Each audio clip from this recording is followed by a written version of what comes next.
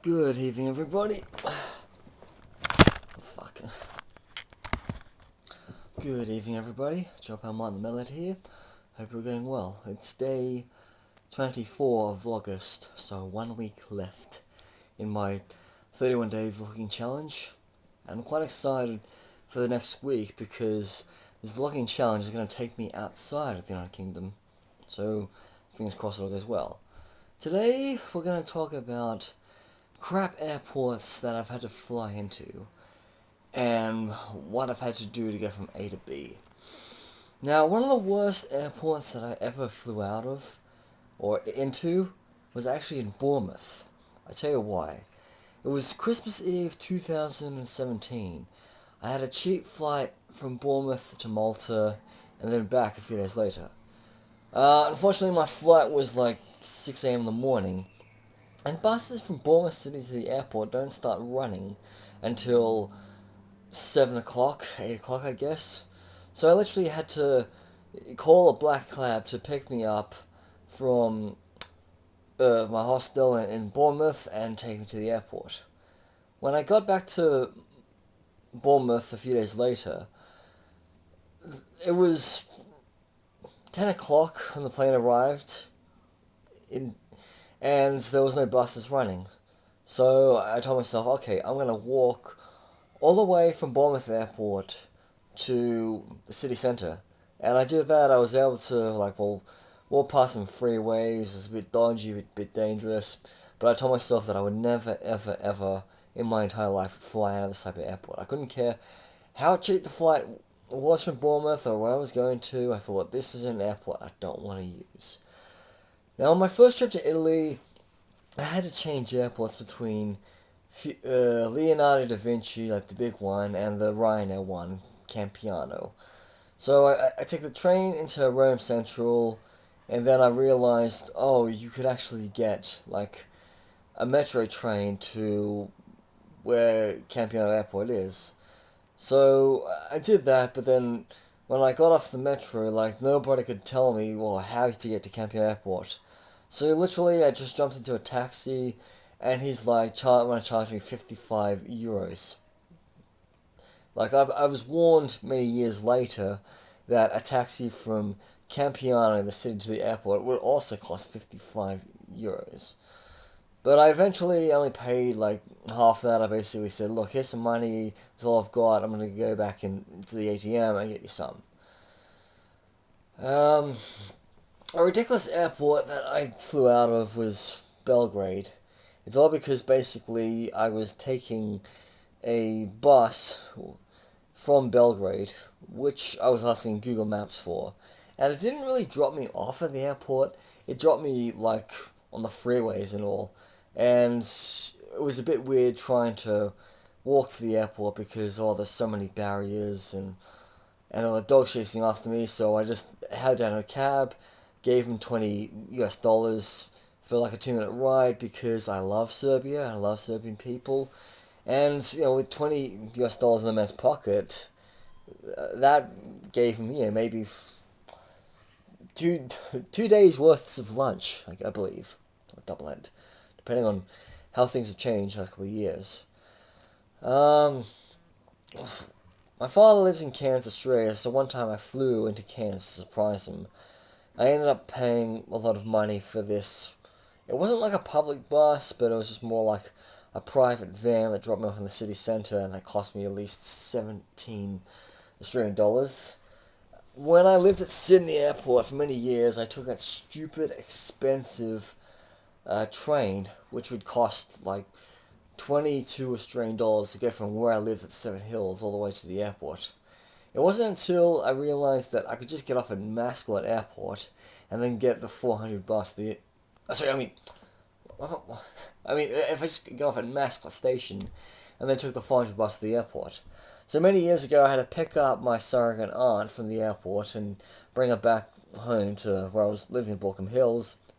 But then, going home, going back to the airport with her, my mom didn't want me to take the stupid bus. So what I did was I asked my Auntie Joan to put some money on her Opal card, And then she got off at the airport, and I basically just said goodbye to her without tapping out, so this wouldn't cost me much money. In Kazakhstan, I remember I flew into Akatau Airport, which is near the Aral Sea, and just people just hassling me for taxis when literally I'm not going to Akatau, I'm just changing planes.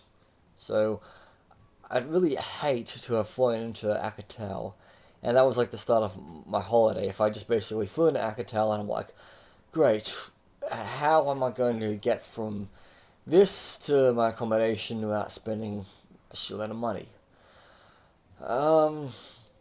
In the last couple of years, I've noticed that airports in London, like Stansted and Luton, tend to cost a lot more these days. It used to cost me £2 to get a bus from Finchley Road all the way to either airport, but now it's like £10, £15.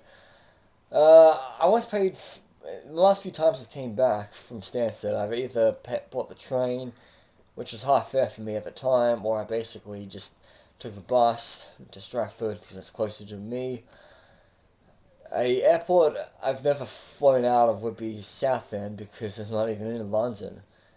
I was actually supposed to fly to like Ireland, get a plane to Uganda from Dublin, but then I literally just cancelled that trip and went to South America instead. I've only flown in and out of Gatwick twice, but like literally I don't like having to take the trains to either one. With Luton Airport, you could actually get a ticket from King's Cross to Luton Airport Parkway for a five if you book in advance, but then it'll cost you another fiver to take that new monorail they've got. It's like £5 for 1 kilometre. Of 1 mile of railway line. So that's the most expensive like train line in Britain. And like in my early days, I was really stupid. I spent too much money on like shuttles going from airports to accommodation. So that's kind of like what really ate into my budget. I remember one time I flew out of JFK Airport. I only spent $5 to get back to New York City. In Paris, it's much cheaper to go to Orly Airport than to Charles de Gaulle by public transport.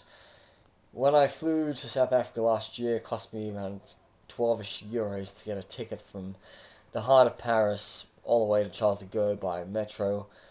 When I first went to Orly Airport to get to French Guiana 4 years ago, I simply waited around Paris for the Orly bus to start running. And so that was quite good. I've taken a train from Hamburg station to the airport, so that's quite wise. And